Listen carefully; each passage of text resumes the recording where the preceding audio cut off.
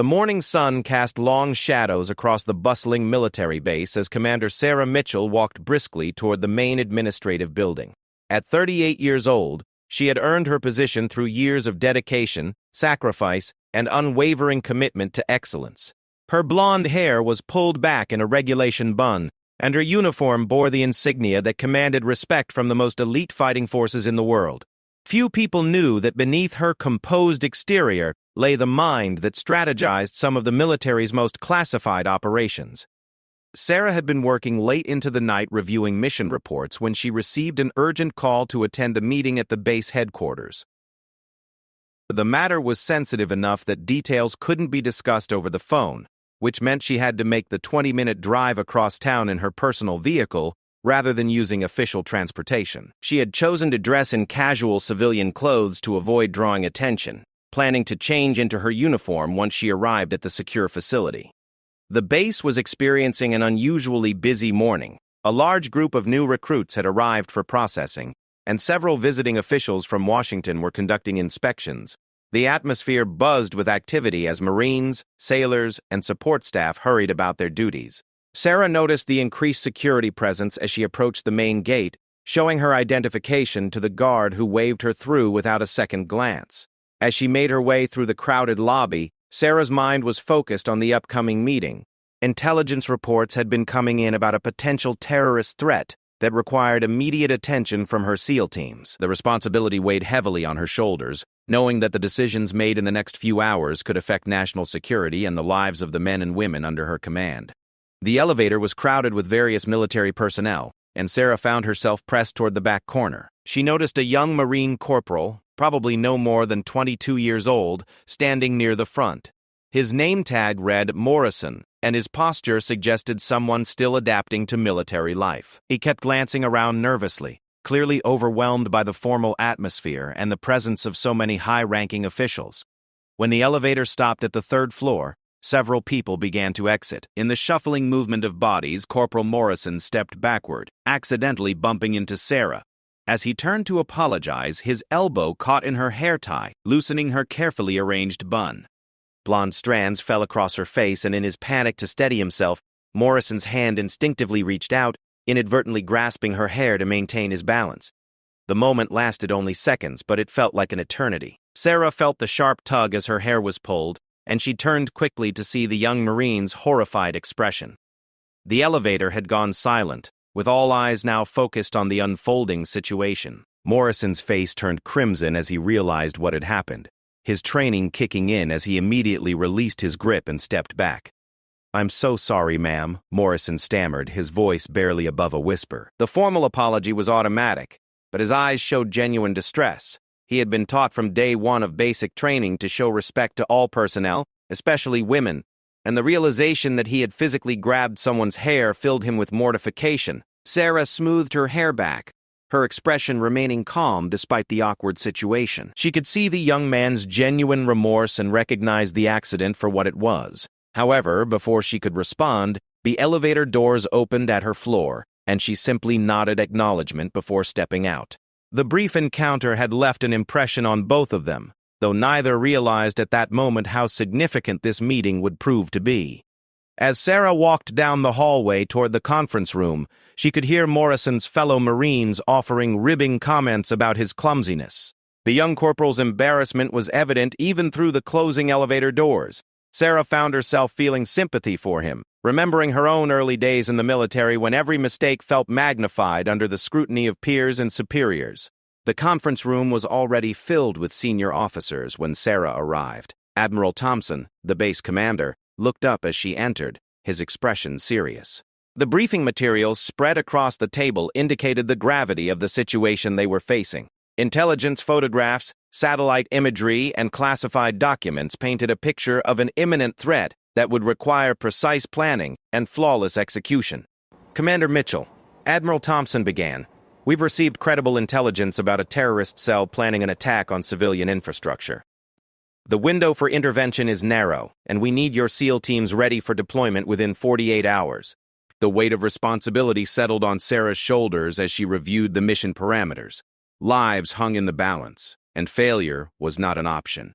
As the meeting progressed, Sarah's mind occasionally drifted back to the encounter in the elevator. Something about the young Marine's reaction had struck her as genuine and remorseful. In her experience, character often revealed itself in unexpected moments, and Morrison's immediate apology and obvious distress suggested someone with integrity. She made a mental note to inquire about him later, though she had no idea how their paths would cross again.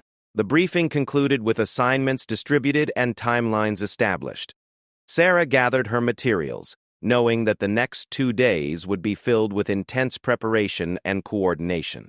Her SEAL teams were among the best in the world, but this mission would test their skills and her leadership in ways they hadn't faced before.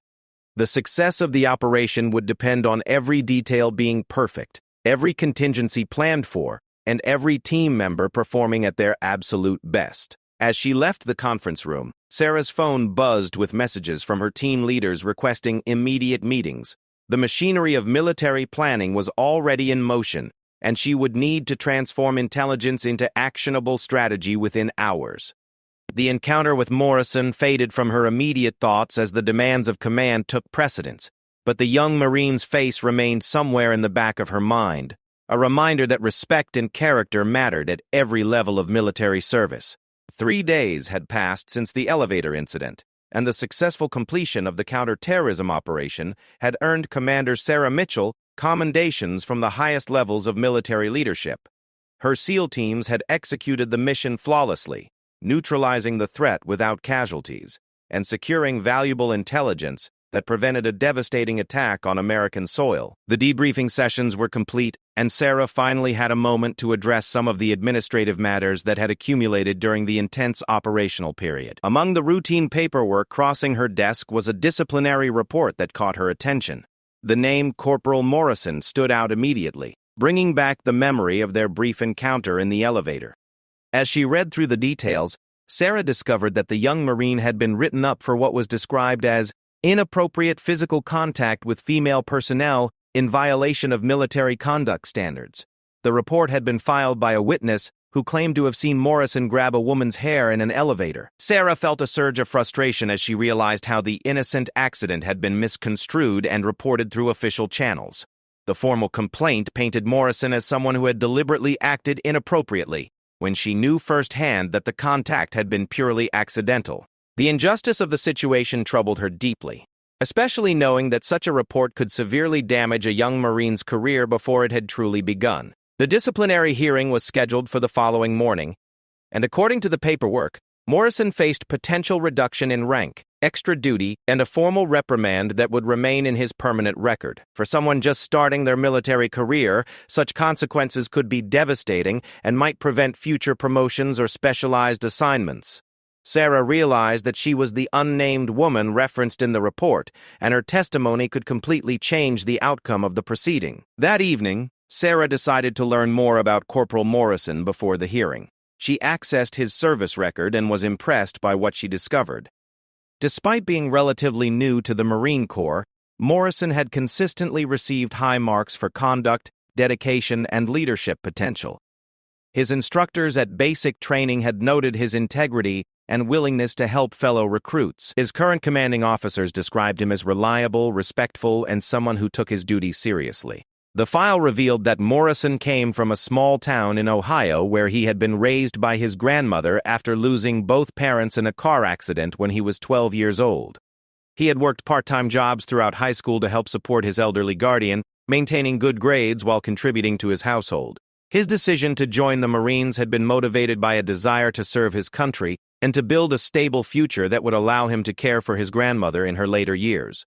Reading Morrison's background story, Sarah felt even more determined to ensure that justice prevailed in his case. Here was a young man who had overcome personal tragedy, demonstrated responsibility and character throughout his youth, and chosen to serve his country with honor. The idea that his career might be derailed by a misunderstood accident seemed fundamentally wrong to her, especially when she had the power to set the record straight. The next morning, Sarah arrived at the military courthouse early, wearing her full-dress uniform with all her ribbons and decorations visible. She had decided that her appearance should immediately convey her authority and credibility to everyone present. The hearing room was small and formal, with the military judge's bench at the front and chairs arranged for witnesses and observers. Morrison sat at the defendant's table with his appointed counsel, looking nervous but maintaining his military bearing. As Sarah entered the room, she noticed the immediate change in atmosphere. Conversation stopped, and everyone present recognized the significance of her rank and decorations. Morrison's eyes widened in recognition, and she could see him trying to process why the woman from the elevator was present at his hearing. His defense attorney looked puzzled, clearly not expecting such a high-ranking witness to appear on behalf of his client. The prosecuting attorney began by outlining the charges against Morrison, describing the incident as an example of inappropriate conduct that violated military standards for respectful treatment of female personnel. The witness who had filed the report testified that he had seen Morrison deliberately grab a woman's hair in an elevator, claiming that the action appeared intentional and inappropriate. His testimony painted Morrison as someone who had acted with disregard for proper military conduct. When called to testify, Sarah stood and approached the witness stand with the confidence that came from years of military leadership. The court reporter swore her in, and she stated her name and rank for the record. The room fell silent as everyone present realized they were about to hear testimony from one of the most respected commanders in the Navy SEAL community. Morrison's attorney requested permission to approach the bench, and Sarah could see the surprise and relief in his expression. Sarah's testimony was clear, detailed, and unambiguous. She explained that she was the woman referenced in the complaint and provided a complete account of what had actually occurred in the elevator. Her description of the incident as an accidental contact during crowded conditions, followed by Morrison's immediate and sincere apology, painted a completely different picture from what had been alleged in the formal complaint. Corporal Morrison's behavior was entirely appropriate given the circumstances, Sarah testified. His contact with my hair was clearly accidental, occurring during the normal movement of personnel in a crowded elevator. His immediate apology demonstrated awareness and respect, and at no time did I feel that his actions were inappropriate or intentional. In my professional opinion, this young Marine conducted himself with the courtesy and respect expected of all military personnel. The defense attorney asked Sarah to clarify her observation of Morrison's demeanor during and after the incident. She described his obvious embarrassment and genuine remorse, noting that his reaction was consistent with someone who had accidentally caused an awkward situation rather than someone who had acted with inappropriate intent. Her testimony emphasized Morrison's respectful behavior and his clear understanding of proper military conduct. The prosecuting attorney attempted to challenge Sarah's account, suggesting that her perspective might have been limited due to her position in the elevator. However, Sarah's calm and detailed responses demonstrated that she had been fully aware of the situation and had observed Morrison's behavior closely enough to make an accurate assessment. Her credibility as a senior officer and her direct involvement in the incident made her testimony virtually unassailable. As the hearing progressed, it became clear that the witness who had filed the complaint had misinterpreted what he had observed. His view had been partially obstructed, and he had jumped to conclusions about Morrison's intentions without understanding the full context of the situation. The contrast between his assumptions and Sarah's first-hand account highlighted the importance of gathering complete information before making accusations that could damage someone's career. When Sarah concluded her testimony, the atmosphere in the courtroom had completely changed. Morrison's expression showed a mixture of gratitude and amazement, while his defense attorney appeared confident for the first time during the proceedings. The military judges exchanged glances that suggested they had heard enough to reach a decision. The prosecuting attorney's case had effectively collapsed under the weight of Sarah's authoritative and contradictory testimony. The judges deliberated for less than 10 minutes before returning with their verdict. All charges against Morrison were dismissed with prejudice, meaning they could never be refiled. Additionally, the court ordered that any reference to the incident be removed from Morrison's service record, ensuring that his career would not be impacted by the unfounded allegations. The relief on Morrison's face was evident as he stood to receive the court's decision. As the hearing concluded and people began to file out of the courtroom, Morrison approached Sarah with his attorney. His expression showed deep gratitude, but also confusion about why such a senior officer had taken the time to testify on his behalf. Sarah could see that he was struggling to understand how his accidental encounter with a woman in civilian clothes had led to testimony from a Navy SEAL commander. The full revelation of her identity and position was yet to come, and she realized that Morrison still had no idea who she really was or what she commanded. As the courtroom emptied, Corporal Morrison stood frozen in place, his mind racing to process what had just transpired.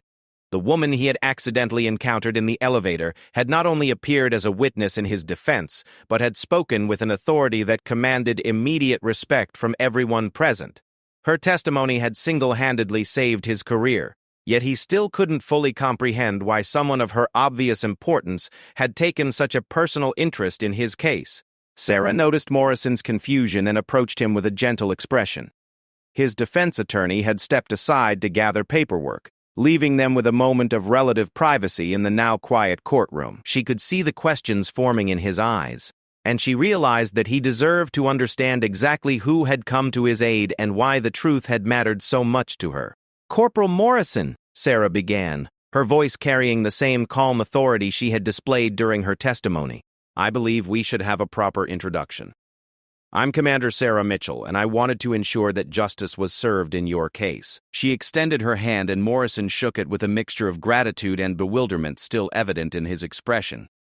"Ma'am, I can't thank you enough for what you did," Morrison replied, his voice steady despite his emotional state. "I was so worried that my career was over before it really began. But I have to ask, with respect, ma'am, why did you take the time to help me? I'm just a corporal, and you're obviously someone very important." Sarah smiled at his honest question, recognizing the genuine humility in his words. She had encountered many young service members throughout her career, and Morrison's response confirmed her initial assessment of his character. His focus wasn't on his own relief or on currying favor with a senior officer, but on understanding why someone had shown him such unexpected kindness.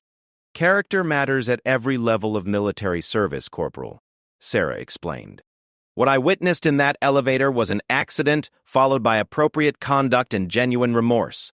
When I learned that incident had been misrepresented, I couldn't stand by and allow injustice to prevail. The military depends on honest assessment of situations and fair treatment of personnel."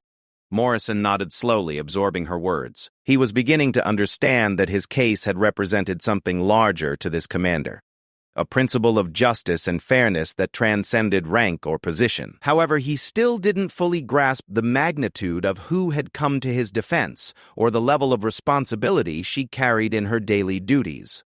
"Ma'am, may I ask what your role is here on base?"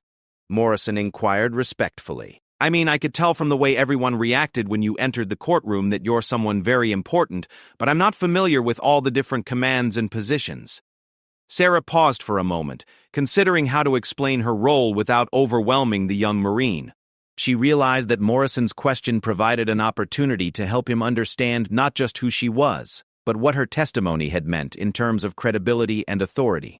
"I command the Navy SEAL teams that operate from this base and several others in the region," Sarah said matter-of-factly. "My teams handle some of the most sensitive and dangerous missions that our military undertakes. When I give testimony about someone's character and conduct, it carries weight because I'm accustomed to making life-and-death decisions about the people under my command." The impact of her words was immediate and visible. Morrison's eyes widened as the full significance of what had just occurred began to dawn on him. The woman whose hair he had accidentally grabbed in the elevator wasn't just any senior officer. She was the commander of the most elite fighting force in the military.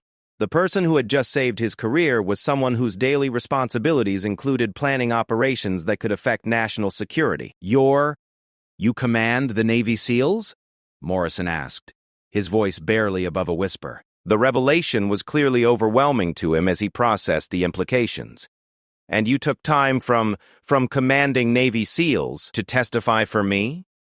Sarah could see that Morrison was struggling to reconcile the magnitude of her position with the personal attention she had given to his case. She realized this was a teaching moment, an opportunity to help a young service member understand the values that should guide military leadership at every level. "Corporal Morrison, let me share something important with you," Sarah said, her tone becoming more instructional. "The same principles that guide me in commanding SEAL operations apply to every interaction I have with military personnel. Integrity, justice, and taking care of our people aren't just concepts for special operations. They're fundamental to everything we do in uniform." She continued, When I plan missions that put SEALs in harm's way, I need to know that every decision is based on accurate information and sound judgment. The same standard applies when assessing the character and conduct of any service member. Truth matters, whether we're dealing with enemy intelligence or a misunderstanding in an elevator. Morrison began to understand the deeper lesson Sarah was conveying. Her intervention in his case wasn't just about helping one individual Marine. It was an application of the leadership principles that made her effective in commanding elite warriors. The attention to detail, commitment to truth, and willingness to take action that served her in special operations had also guided her decision to testify on his behalf. "I think I understand, ma'am," Morrison said thoughtfully. "You're saying that the same qualities that make someone trustworthy enough to command SEALs are what made you care about getting the facts right in my situation." "Exactly," Sarah confirmed, pleased that he was grasping the connection. Leadership isn't just about commanding in combat situations or making strategic decisions. It's about consistently applying principles of integrity and justice in every circumstance where you have the power to make a difference. As their conversation continued, Morrison began to share more about his own background and aspirations. He spoke about his desire to serve with distinction and possibly pursue specialized training opportunities as his career progressed. Sarah found herself impressed by his thoughtful questions and his clear understanding of the responsibility that came with wearing the uniform. "Ma'am, if I may ask," Morrison said with growing confidence, "what advice would you give to someone like me who wants to serve with honor and maybe work toward special operations training someday?"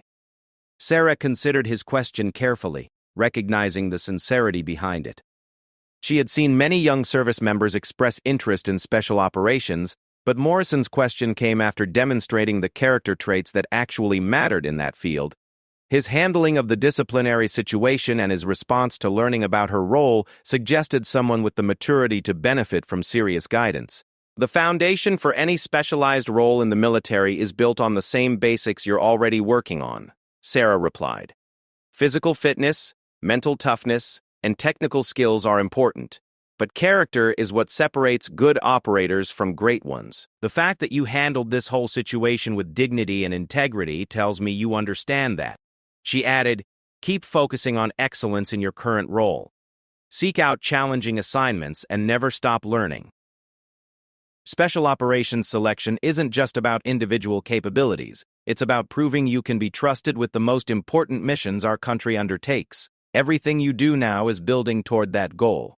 Morrison listened intently, clearly taking her words to heart. Sarah could see that their conversation was having a profound impact on him, not just because of her rank, but because he recognized the authenticity of her guidance. She had demonstrated through her actions that she lived by the principles she was advocating. As their discussion concluded, Morrison thanked Sarah once more, but his gratitude now carried a deeper understanding of what had transpired. He realized that he had been defended by someone whose word carried extraordinary weight, and who had chosen to use that authority on his behalf, based purely on principle and truth. The revelation of Sarah's true identity and position had transformed Morrison's understanding of their encounter. What had begun as an embarrassing accident had become a lesson in leadership, integrity, and the importance of standing up for what is right regardless of the stakes involved. The young Marine walked away from the courthouse not just relieved about his career, but inspired by an example of leadership that would influence his own service for years to come. Word of Commander Mitchell's testimony on behalf of Corporal Morrison spread quickly through the military base, though the details remained largely confidential due to the nature of disciplinary proceedings. However, the fact that such a distinguished officer had personally intervened to ensure justice for a junior enlisted Marine created ripples throughout the military community that extended far beyond the immediate participants. In the days following the hearing, Morrison found that his perspective on military service had been fundamentally transformed. The encounter with Sarah had provided him with a real-world example of the leadership principles he had studied in training but had never seen demonstrated at such a high level. Her willingness to prioritize truth and justice over convenience had shown him what authentic military leadership looked like in practice. Morrison's fellow Marines noticed the change in him immediately. While he had always been considered reliable and respectful, there was now a new sense of purpose in his demeanor. He approached his duties with increased focus and began seeking additional responsibilities and training opportunities. His squad leaders observed that he had developed a more mature understanding of what military service meant and what standards of conduct truly entailed. The young Marine also began sharing the lessons he had learned from his experience, though he was careful to respect the confidentiality of the disciplinary proceedings. When younger recruits asked him about military justice or how to handle difficult situations, Morrison would emphasize the importance of integrity and the reality that character would ultimately determine their success or failure in uniform. Meanwhile, Sarah continued her demanding schedule of operational planning and team leadership, but the Morrison incident had reinforced her own commitment to mentoring and developing junior personnel. She realized that her intervention had represented more than just correcting an injustice. It had provided an opportunity to demonstrate the values that should guide military leadership at every level. Several weeks after the hearing, Sarah received a formal request through official channels. Morrison had applied for additional training opportunities and had specifically requested her endorsement for a leadership development program that could eventually lead to special operations selection. His application materials demonstrated the growth he had experienced since their first encounter, and his current commanding officers provided exceptional recommendations. Sarah reviewed Morrison's request carefully, considering not just his potential, but also the message her endorsement would send about the type of character she valued in potential special operations personnel. The application required her to assess his integrity, leadership potential, and ability to handle pressure, all qualities she had observed during their brief but significant interactions. Her endorsement letter became a powerful testament to Morrison's character and potential. Without violating confidentiality about the disciplinary proceedings, Sarah was able to highlight his integrity under pressure, his ability to learn from difficult experiences, and his demonstration of the values essential for special operations work. Her recommendation carried extraordinary weight given her position and reputation. The approval for Morrison's advanced training came through within weeks, an unusually fast response that reflected the strength of Sarah's endorsement and the program administrator's respect for her judgment. Morrison learned of his selection during a formation where such announcements were typically made, and his excitement was evident to everyone present. His first thought was of gratitude to the commander who had made this opportunity possible. As Morrison prepared for his new training assignment, he requested permission to thank Commander Mitchell personally before departing the base. The meeting was arranged through proper military channels, and Sarah agreed to see him during her office hours designated for personnel matters. When Morrison arrived at her office, he was struck by the operational maps, commendation certificates, and tactical equipment that reflected the serious nature of her daily responsibilities. "Ma'am, I wanted to thank you personally before I leave for training," Morrison began, his voice carrying the confidence he had developed over the past months. "What you did for me changed everything about how I understand military service and leadership. I know I can never fully repay what you did, but I promise to live up to the standard you demonstrated." Sarah appreciated his maturity and the growth he had shown since their first meeting. She could see that the experience had transformed him from a nervous young Marine into someone with a clear sense of purpose and direction. His application for advanced training and his performance evaluations confirmed that he was making the most of the opportunity her intervention had preserved. "Corporal Morrison, your success is the best way to show appreciation," Sarah replied. "You've demonstrated that justice was worth fighting for in your case.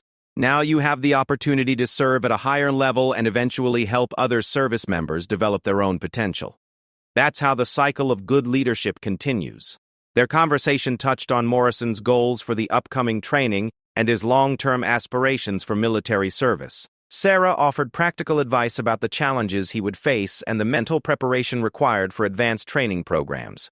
She also emphasized that the character traits that had impressed her initially would be tested even more rigorously in the demanding environment he was entering. "Remember that the same principles that got you through this difficult period will serve you well in everything that comes next," Sarah advised.